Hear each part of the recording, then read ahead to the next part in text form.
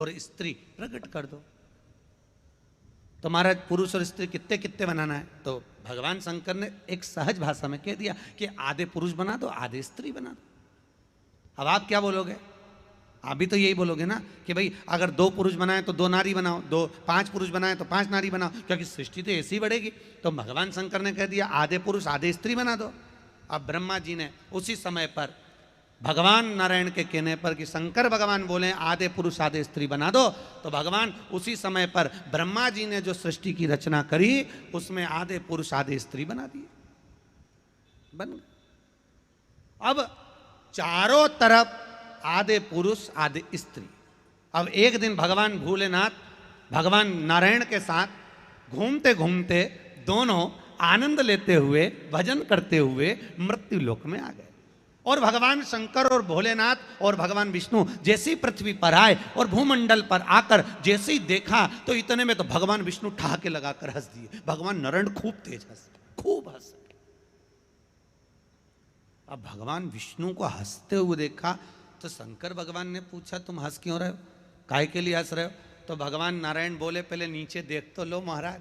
शंकर जी ने जो देखा तो भोलेनाथ भी सिर पे हाथ रख लिए, तो आधे पुरुष आधे नारी बना दिए। और भगवान शंकर बोले ब्रह्मा जी मैंने कहा था आधे पुरुष आधे नारी बनाओ, तुमने दोनों को भेला करके बना दिया इकट्ठा।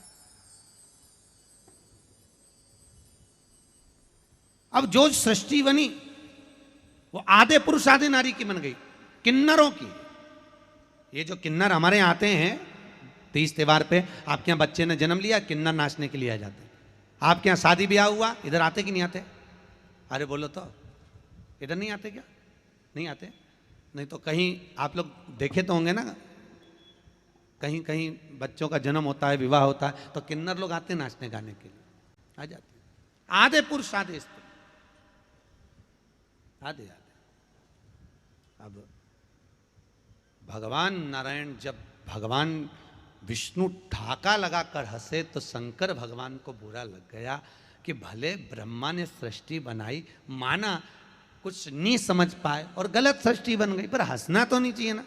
कितनी सुंदर बात कही, किसी किन्नर पर, किसी विकलांग पर, किसी अंधे पर, किसी लूले पर, किसी लंगड़े पर, किसी बांझ पर, किसी रोगीले पर दृष्टि कर कर हंसना बुरा होता है। दृष्टि कर कर हंसना बुरा होता है। आप क्यों हंस, किस लिए?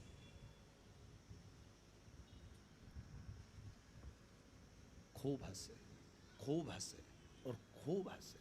जब इतने हंसे तो भगवान विष्णु को देखकर भगवान शंकर ने उसी समय पर भोलेनाथ बोले कि ये श्रेष्ठ नहीं है, तुमने ये गलत करा, जो तुम ये देखकर हंस रहे हो ये श्रेष्ठ नहीं है।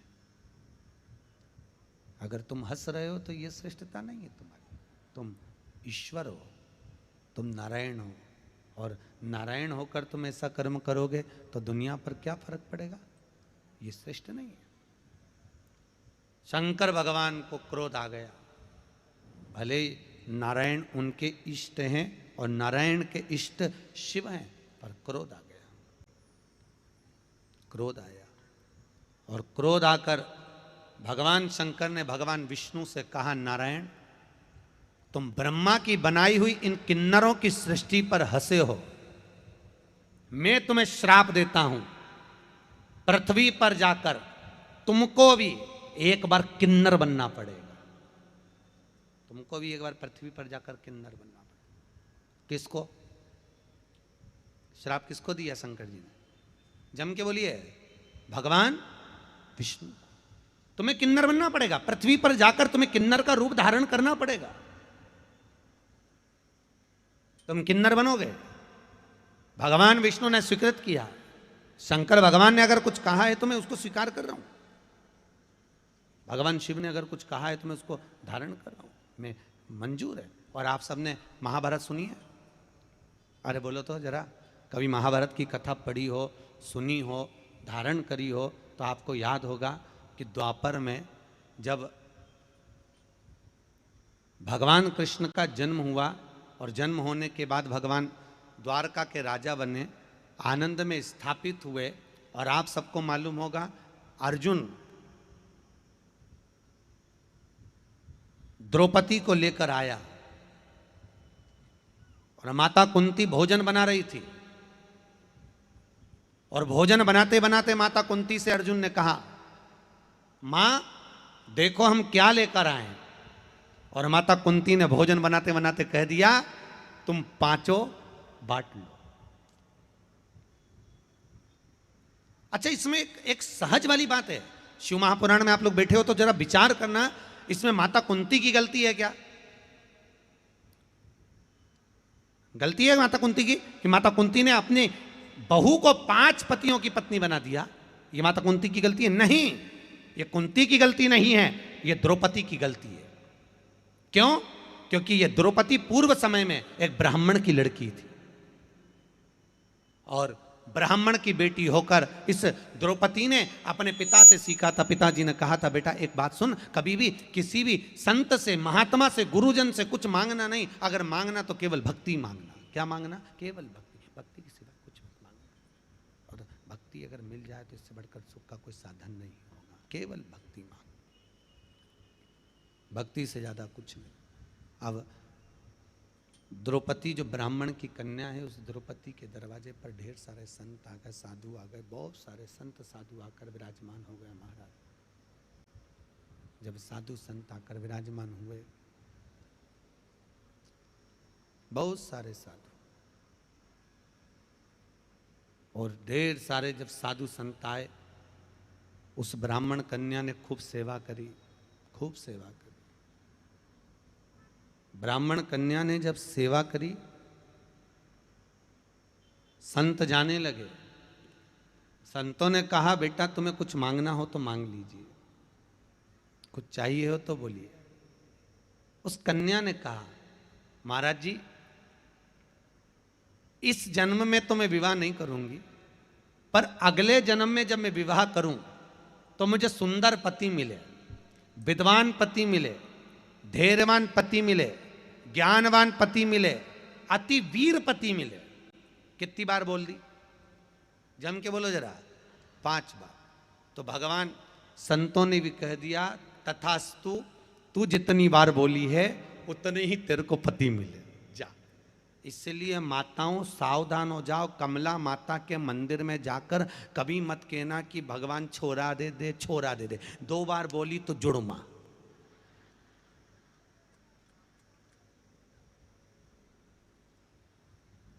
क्योंकि भगवान कोई बहरा तो है नहीं कि तुम कहोगे तब वो देगा। भगवान है, भगवान कोई बहरा क्या?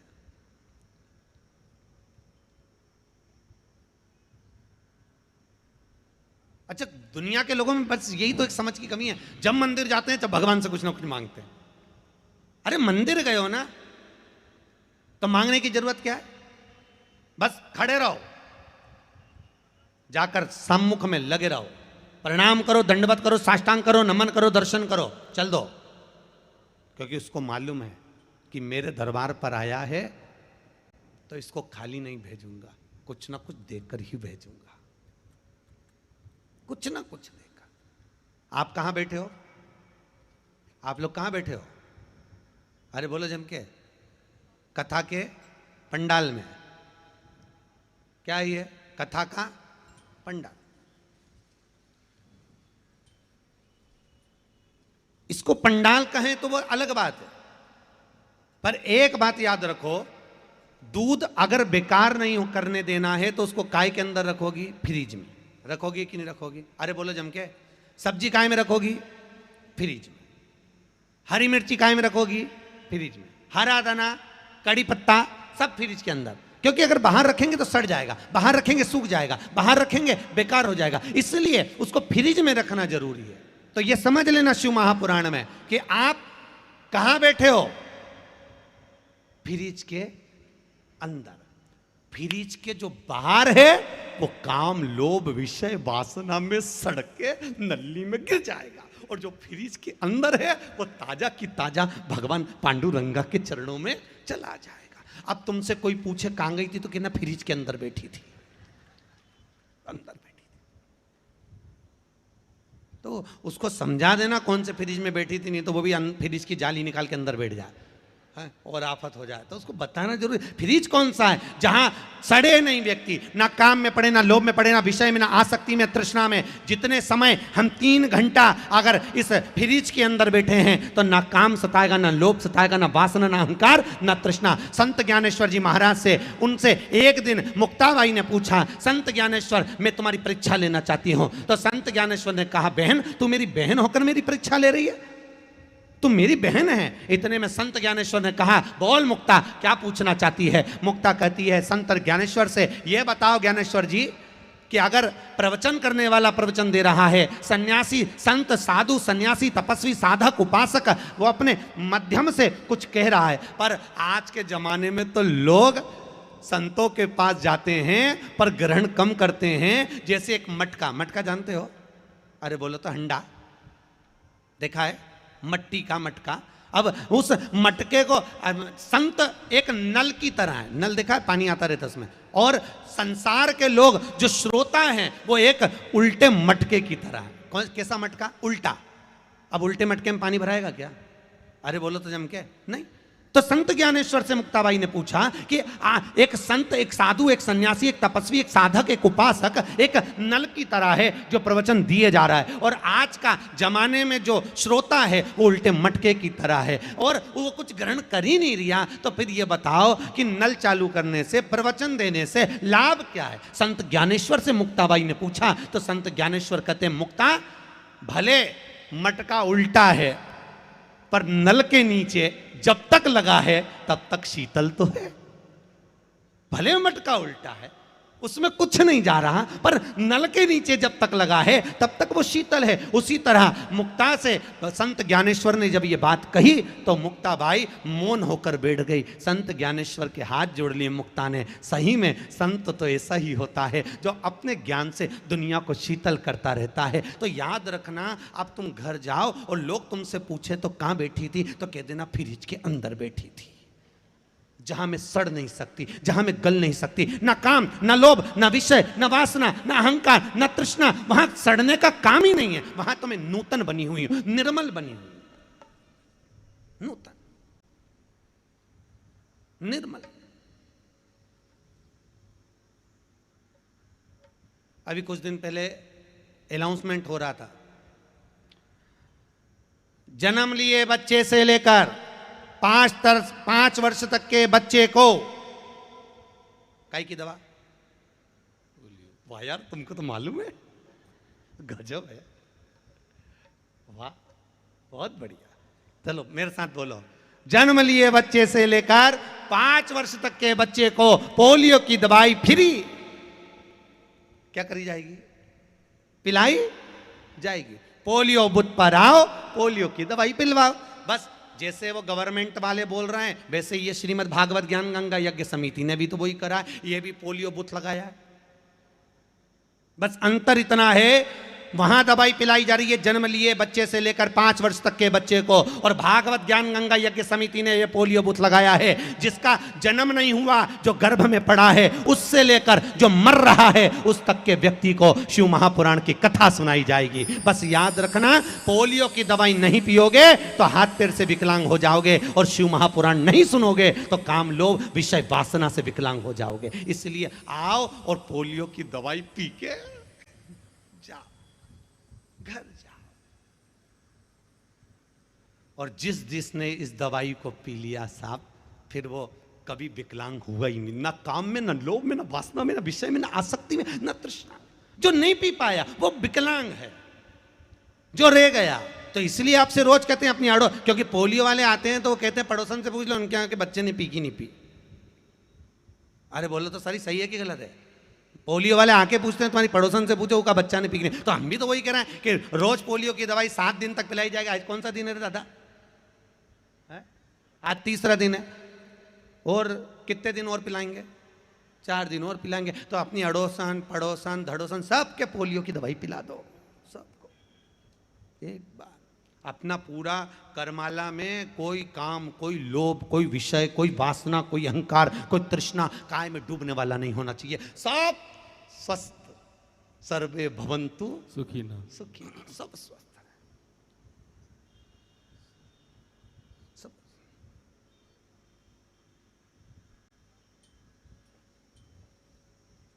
महाराज शायद इसलिए कहते हैं कि बिन पिए नशा हो जाता है, जो भोले भोले गाता है।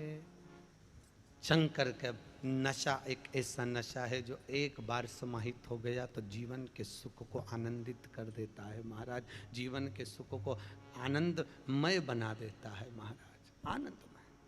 अब आपने कथा सुनी, द्रौपदी आई, गलती इसमें कुंती की नहीं है, गलती किसकी है? जम के बोलो जरा, द्रौपदी। ये गलती है, गलती किसी में नहीं, गलती आप में। सास बहू को बुरा बताती है, बहू सास को बुरा बताती है। सास बहू की गलती गिनाती है, बहू सास की गलती गिनाती है। गलती किसमें? अपने में, खुद में।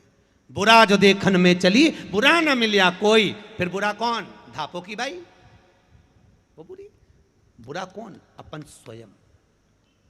हम शिव महापुराण की कथा कहती है, अगर आपकी सास आपको गाली दे रही है, आप शब्द कह रही है, ताना दे रही है, उसको देन दो।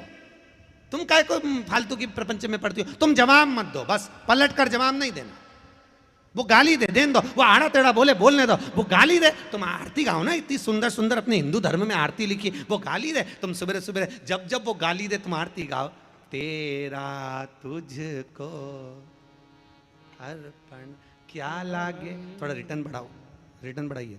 क्या लागे मेरा, वो गाली दे तुम आरती गाओ, और ज्यादा गाली दे तो तुम भजन गाओ।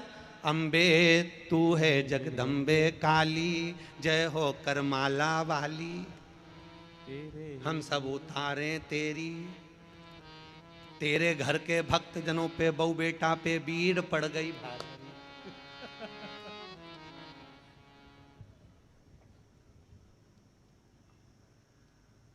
आरती गाओ, भजन गाओ, बुरा ना बोलिए, अच्छा बोलो। बुरा बोलने में अच्छा। एक राजा ने एक महल बनाया, बड़ा सुंदर महल। एक गांव के सेठ जी को बुलाया, सेठ जी आओ जरा महल देखो कैसा है। महाराज सेठ जी बोले, महल तो अच्छा बनाया महाराज, पर दरवाजा छोटा रख दिया, तो उससे क्या होगा? आना ही जाना तो है। नहीं महाराज, दरवाजा छोटा रख दिया, जब तुम मरोगे तो तुम्हारी अर्थी कैसे निकलेगी? इतने में राजा को लगा, बताओ हमने तो महल बनवाया नया, हमारे मकान का मुहूर्त, तो ये मेरी अर्थी निकाल रहा। राजा ने दूतों को बुलाया, बंद करो इसको, थाने में ले जाओ, जेल में डालो। उसको जेल में बंद कर दिया। थोड़ी देर बाद उस सेठ जी की पत्नी आ गई। पत्नी आके बोली, महाराज मेरा पति आया था। राजा ने कहा, तेरे पति को बोलने के लक्षण नहीं है क्या कि इतना जोरदार महल बनाया, दरवाजा छोटा रख दिया, जब राजा तू मरेगा तो तेरी अर्थी कैसे निकलेगी? इतने में पत्नी बोली, महाराज मेरे पति को तो बोलने के लक्षण नहीं है, उसको क्या करना, अर्थी कैसे निकलेगी? राजा को काट काट के निकाल देंगे। राजा तो चक्कर खा के गिर गया बेचारा। बताओ, पति तो पति, पत्नी तो हो रही अम्मा। राजा ने दूतों से कहा, इसको भी ले जाके बंद करो, उसको भी बंद करा। थोड़ी देर बाद उनका बेटा आ गया। बेटे ने पूछा, महाराज मेरे माँ बाप आए थे। राजा ने कहा, तेरे बाप को बोलने के लक्षण नहीं, क्योंकि महल अच्छा बनाया, दरवाजा छोटा रख दिया, जब महाराज तुम मरोगे तो तुम्हारी अर्थी कैसे निकलेगी? और तेरी माँ क्या क्या काट काट के निकाल देंगे। तो इतने में राजा का वो सेठ जी का लड़का बोला, महाराज ना तो मेरे बाप को बोलना आता है, ना मेरी माँ को बोलना आता है, उनको क्या करना, अर्थी कैसे निकालेंगे? राजा को अंदर ही जला देंगे, अंदर ही। राजा तो और चक्कर खा के गिर गया बापड़ा। तो यहाँ शास्त्र कह रहा है, जिसको बोलने की और आदत ही नहीं हो अच्छा, तो जिंदगी में अच्छा बोलेगा क्या? अरे बोलो तो करमाला वाली जी जियो, अरे बोलो तो बोलेगा क्या? अच्छा बोलेगा नहीं। जिसको अच्छा बोलने की आदत नहीं, वो अच्छा नहीं बोल सकता, वो बुरा ही बोलेगा, चाहे तुम कितना भी प्रयास। समझने वाला व्यक्ति कहीं से भी समझ सकता है। एक महाराज प्रवचन दे रहे थे, प्रवचन में कह रहे थे शराब नहीं पीना चाहिए, शराब पीने वाला व्यक्ति गटर में पड़ा होता है, ये गंदा नाली का पानी है, मत पियो, रोड पर पड़े रहोगे, गटर में पड़े रहोगे। उसी में महाराज का पहचान वाला बैठा था, उठ के खड़ा हो गया और खड़े होकर रोला, हो महाराज तो इतनी बड़ी बड़ी बात कह रहा है, तेरा सग्गा भाई पी के तो गटर में पड़ा।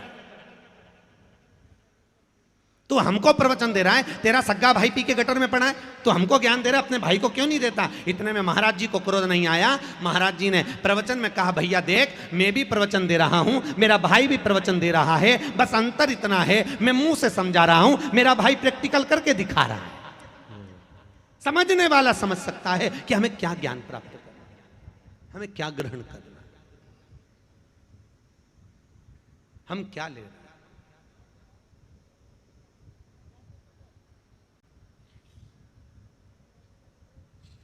भागवत ज्ञान गंगा यज्ञ समिति